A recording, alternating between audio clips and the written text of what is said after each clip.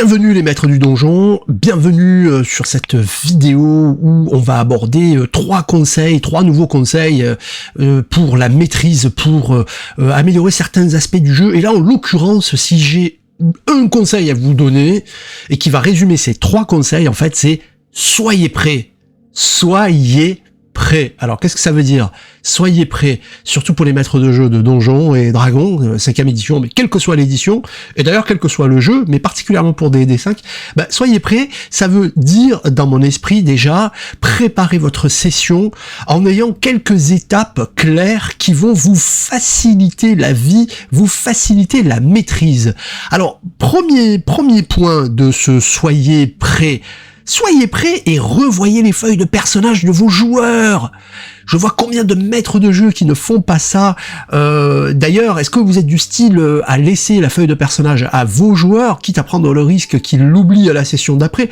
Est-ce que vous êtes du style à vous centraliser les feuilles de personnage, à les garder, à les conserver et à les ramener avec vous aux prochaines sessions? Ça, je ne sais pas. Alors moi, je suis du style à les garder parce que j'ai eu de nombreuses déconvenues et donc je préfère centraliser les feuilles de personnages. Mais les garder ne sert à rien si vous vous en servez pas dans l'entrepartie de votre campagne. Il faut donc les revoir quelles sont les capacités des personnages, revoir bien entendu, je ne parle pas de l'aspect rôlistique, mais revoir bien entendu leur background, les éléments qui font leur historique, afin de les intégrer le mieux possible dans l'histoire que vous proposez.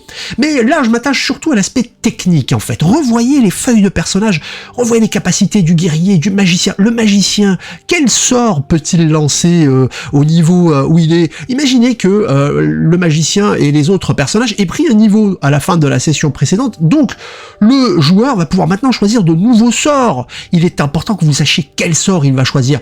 Imaginez que vous ayez préparé un donjon et que le joueur va vous sortir un sortilège qui va foutre à plat une bonne partie de votre donjon. Hein. Vous avez le fameux corde magique, par exemple, qui va permettre au groupe d'aller se planquer dans une poche dimensionnelle. Ils vont être tranquilles. Toute la tension de votre donjon va retomber à cause de ce simple sort. Alors, il ne s'agit pas de brimer, d'empêcher le joueur de choisir le sort qu'il veut. Quoique, j'ai fait une vidéo là-dessus où j'explique que de mon point de vue, il n'est pas complètement incongru que le maître de jeu donne aux joueurs ses sortilèges. Je vous laisse aller jeter un œil sur cette vidéo. Donc voilà, soyez prêts, relisez les capacités. Alors surtout, si vous avez des lanceurs de sorts de magie cléricale dans le groupe, hein, les clercs, vous savez, peuvent changer leur sort tous les jours. Donc ce sont des personnages qui s'adaptent véritablement aux circonstances de votre scénario. Donc revoyez un petit peu, allez, votre clerc peut lancer des sorts de niveau 3, rebalayez un petit peu toutes les possibilités qu'il a au niveau des sorts niveau 3, niveau 2, niveau 1. Alors bien entendu, vous savez qu'il a une liste de sorts qu'il maintient toujours, gardien sacré, etc., bouclier de la foi, tout cela il va les garder. Mais quels sont dans ces listes de sorts-là, à ces niveaux-là, quels sont les sorts qu'il serait susceptible de choisir, le joueur, et qui pourraient vous mettre en difficulté? Et là, vous, du coup, ayant été préparé à cette éventualité, vous allez pouvoir non pas contrer, c'est pas le but, c'est pas d'empêcher les joueurs de profiter des capacités de leur personnage, c'est pas le but, mais vous allez pouvoir déjà anticiper, ce qui fait que vous allez pouvoir improviser de façon beaucoup plus naturelle, spontanée et rapide.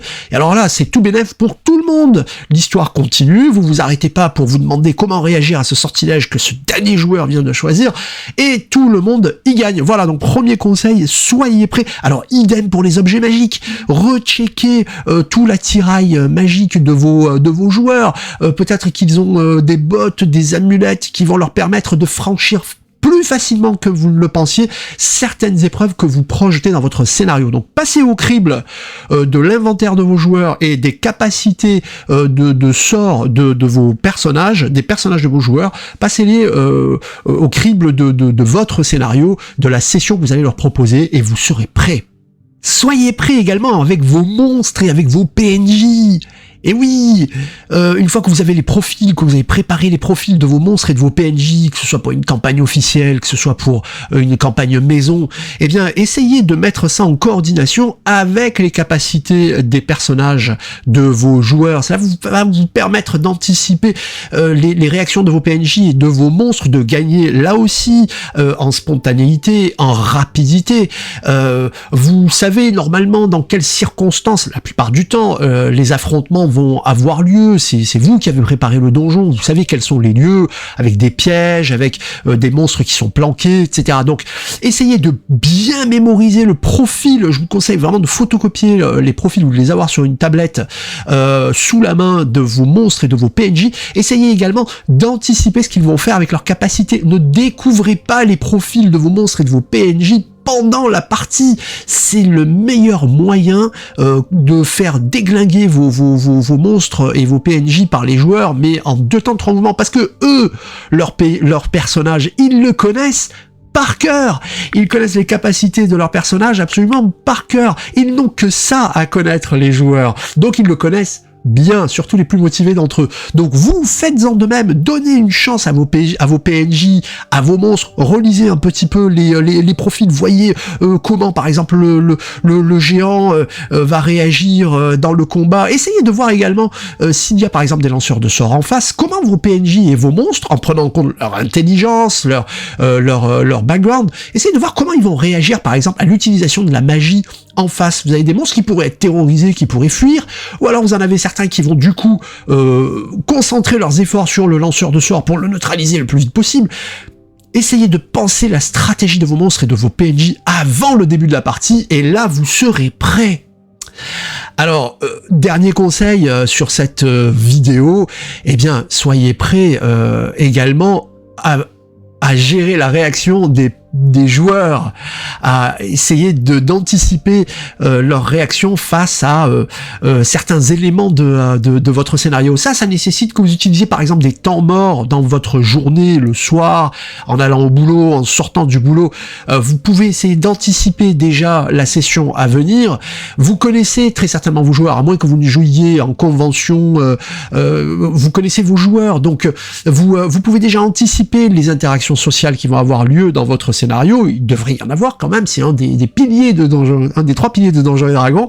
Donc essayez de voir comment chacun de vos joueurs vont réagir dans une situation donnée. Une fois de plus, le maître mot, c'est vraiment c'est la préparation, c'est l'anticipation. Au plus vous allez vous préparer, au plus vous allez avoir une réaction et une improvisation spontanée et naturelle. Et ça, les joueurs adore, et vous aussi vous allez adorer, vous allez en redemander. Donc préparez-vous, maître de jeu, soyez prêts, anticipez le plus de choses possible afin que votre partie, afin que vos PNJ, vos scénarios soient les plus fluides possibles, qu'il s'y passe le plus de choses possibles, et c'est comme ça que vous allez générer une intensité, une spontanéité à votre table qui va faire qu'on va vouloir revenir et s'asseoir toutes les semaines à votre table. Bon, allez, j'espère que ça vous aura plu, j'espère que ça vous aura été utile. N'hésitez pas à me laisser des commentaires, bien sûr, en bas de cette vidéo. Hein.